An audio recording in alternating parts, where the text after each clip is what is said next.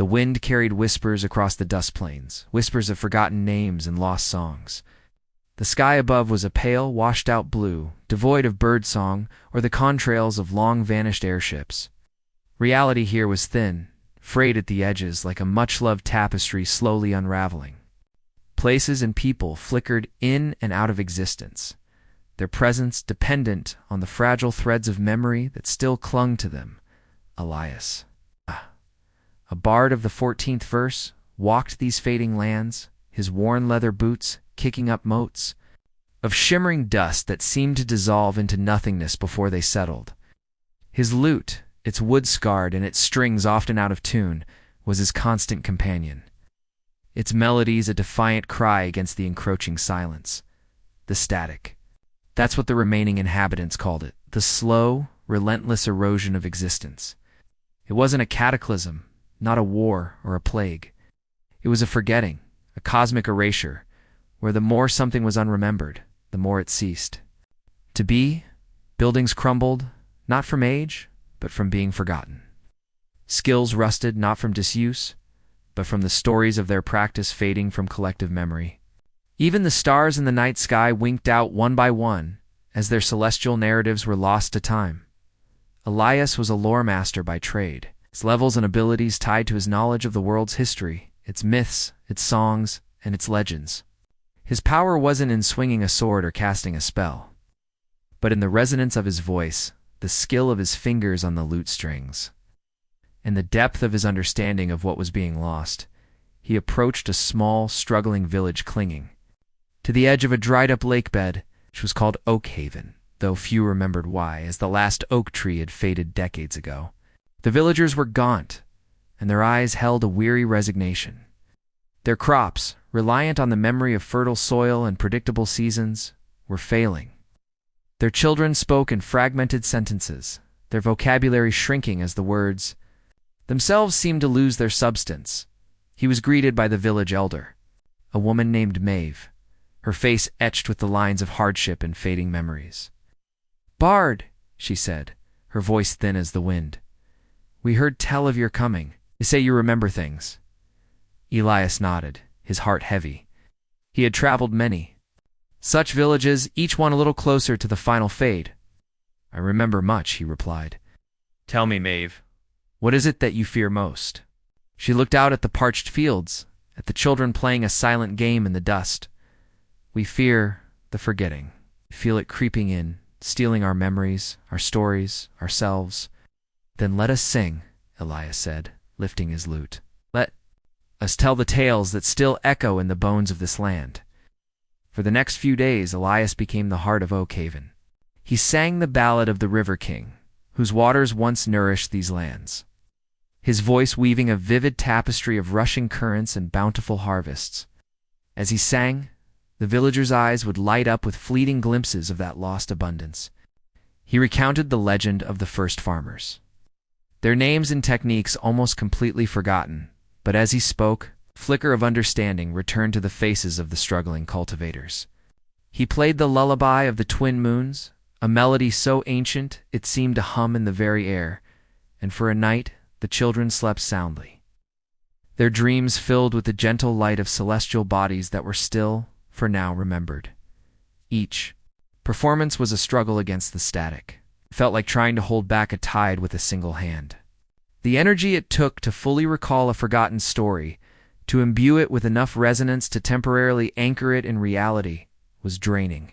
But with each verse, each strum of his lute, Elias could see a momentary strengthening of the threads of reality around him. The colors in the villagers' clothes seemed a little brighter, their voices a little stronger, but the static was relentless. After Elias moved on to the next fading settlement, he knew the memories he had rekindled would begin to fade again, like embers losing their heat. His task was not to permanently restore what was lost, but to keep the flame of remembrance alive. For as long as possible, his own memories were his most precious resource, his levels and skills directly tied to the breadth and depth of his knowledge. He carried mental maps of places that no longer existed, remembered the genealogies of families that had long since faded, and could recite poems in languages that had been silent for centuries. With each forgetting in the world around him, burden of remembrance grew heavier. One day, he came across a crumbling stone archway, the last vestige of a city that had completely succumbed to the static. It was called Ethelberg, once a center of learning and art. Now, it was just dust and echoes. Yet, as Elias approached the archway, he felt a faint pull, a resonance in the very stones. He placed his hand on the weathered surface and closed his eyes, focusing his recall history, intermediate skill. A flood of images and emotions washed over him: the bustling marketplace, the soaring spires of the university, the vibrant colors of tapestries depicting forgotten heroes. He lingered in the memory, absorbing every detail, every sensory input. When he opened his eyes, the archway seemed a little less eroded, the air around it a fraction less empty. He had drawn a small piece of Ethelberg back from the brink, anchoring it with his own remembrance. But the static was always there, cold breath on the back of his neck, a whisper in the fading light. Elias knew his journey was a race against time, a desperate attempt to preserve the world's stories before they were all unwritten. As Elias journeyed further, he encountered others, touched by the fading world, individuals whose skills and classes were uniquely adapted to the encroaching oblivion. There were the silent cartographers, whose maps charted not physical locations, but the fading connections between places, marking roots of stronger memory resonance. There were the mnemonic smiths, who forged objects imbued with echoes of forgotten skills, allowing others to briefly access lost knowledge. And then there were those who had succumbed, their minds blank slates, their bodies mere husks drifting through the unwritten world. In a long-abandoned library, shelves mostly bare, Elias met Lyra, a bard of the 7th verse. Unlike Elias, whose focus was on preserving the past, Lyra's talent lay in weaving new stories, songs of hope and resilience in the face of the static. Her music had a strange, ephemeral quality, her melodies seeming to shimmer and fade even as she played them, as if the static was trying to claim them before they could fully form. They shared stories and songs, their music intertwining in the dusty silence of the library. Elias learned that Lyra's hope was not to restore what was lost, but to create new memories strong enough to resist the fading. Her weave new verse intermediate skill allowed her to craft narratives that, for a time, could solidify the fragile reality around her. Together, they traveled to a village where the very concept of community was fading. People forgot each other's names, their shared histories dissolving like smoke. Elias sang of the village's founding, of the bonds that had once held them together. Lyra played melodies of unity and shared purpose, her music imbuing the villagers with a fleeting sense of belonging. For a while, the village held, a small island of remembrance in the encroaching sea of oblivion. But the static was a patient predator. It didn't attack head-on. It worked at the edges, eroding the foundations of existence. Elias and Lyra knew. Their efforts were temporary, but they also understood the profound importance of those fleeting moments of clarity and connection. One day, they encountered a vestige of the old world, a colossal machine half submerged in a sea of dust. It was a memory engine, a device said to have been able to record and project the thoughts and experiences of entire populations. It was inert, its intricate mechanisms rusted and broken. Elias felt a powerful resonance from the machine, a faint echo of the countless memories it once held. Using his recall technology novice skill, he managed to decipher some of its basic functions. It was powered by belief, by the collective focus of a large number of minds. With enough mental energy, perhaps it could be reactivated, even briefly. To project a powerful surge of remembrance into the fading world, the task was daunting. They would need a significant number of individuals with strong memories and the ability to focus their mental energy. Finding such people in the unwritten world was a challenge in itself. Elias and Lyra traveled for weeks, seeking out others who still held strong connections to the past. They found the Keeper of Lost Names, a gaunt man who could still recite the full lineages of families that had vanished generations ago. They encountered the Weaver of Forgotten Fabrics, whose hands could still create the intricate patterns of clothes worn in cities that now existed only in legend. They gathered a small band of individuals, each a living repository of a specific aspect of the fading world, reaching the memory. Engine was a perilous journey through landscapes where the laws of physics seemed to bend and break, where entire sections of terrain would momentarily dissolve and reform.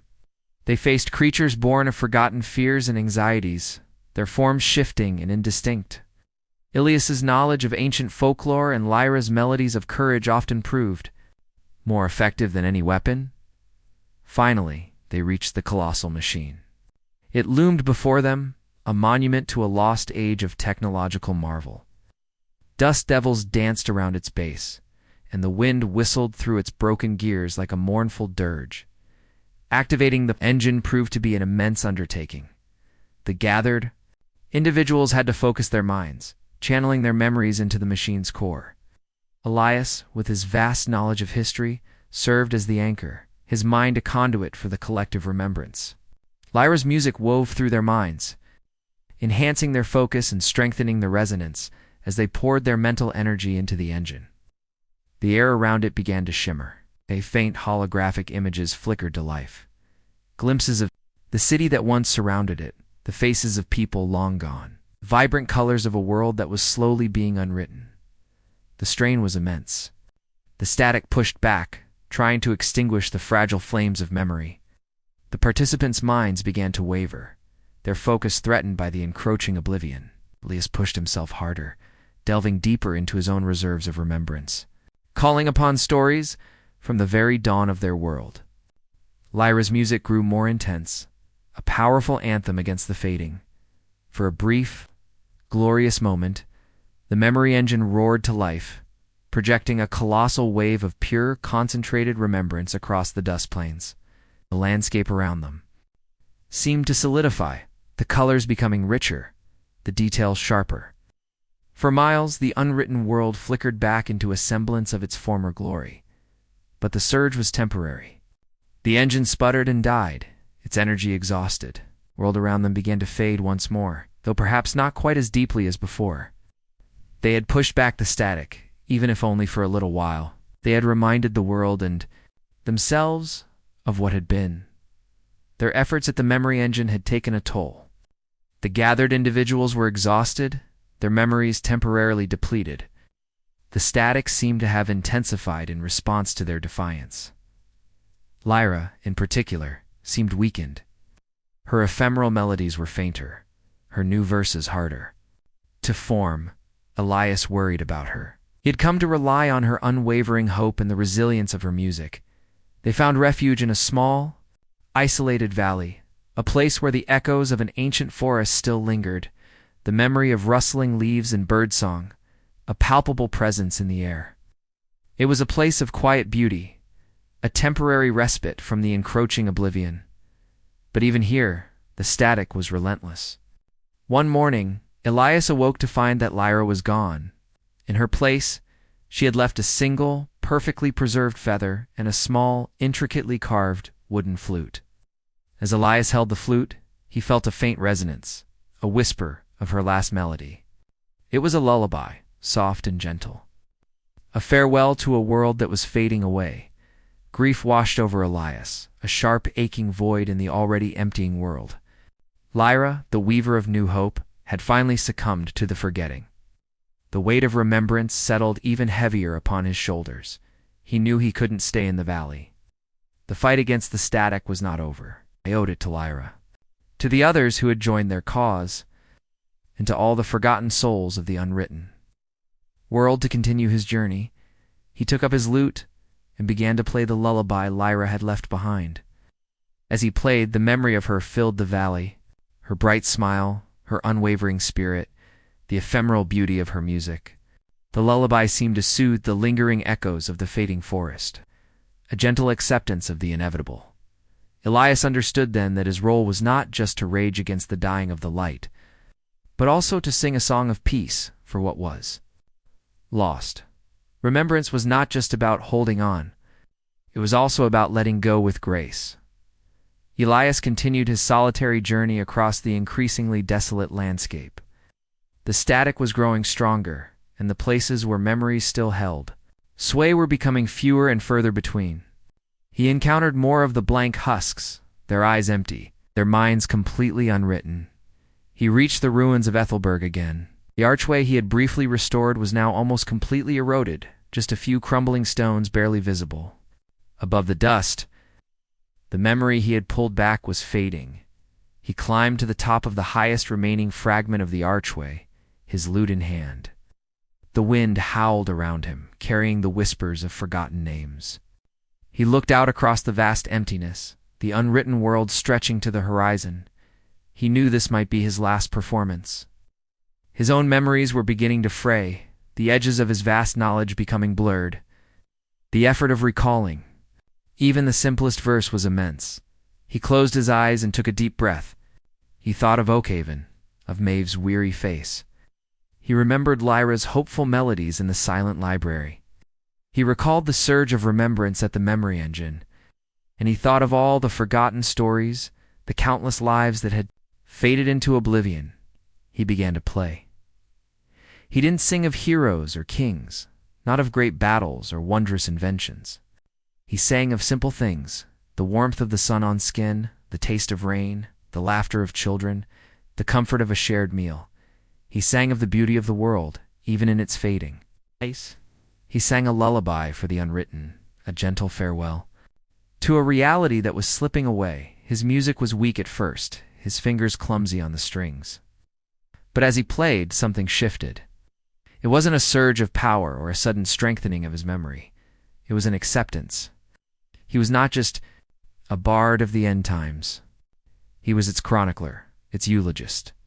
His final verse was a simple melody, a quiet hum that blended with the whispering wind. As the last note faded, Elias felt a profound sense of peace. His memories were still there, not as sharp as before, but present. He had sung his song to the end. He sat on the crumbling archway as the light of the fading sun dipped below the horizon. The stars above were almost all gone, just a few faint pinpricks of light in the vast darkness.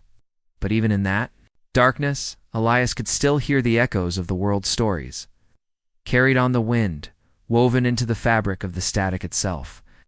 They were not truly gone, not as long as someone, somewhere, even in the deepest recesses of a fading mind, could still hear their whisper. The world might be unwritten, but its song would linger on, a lullaby of oblivion, a testament to all that had been. Elias, the bard of the end times, had played his final verse, a fitting end to a world that was slowly fading into silence.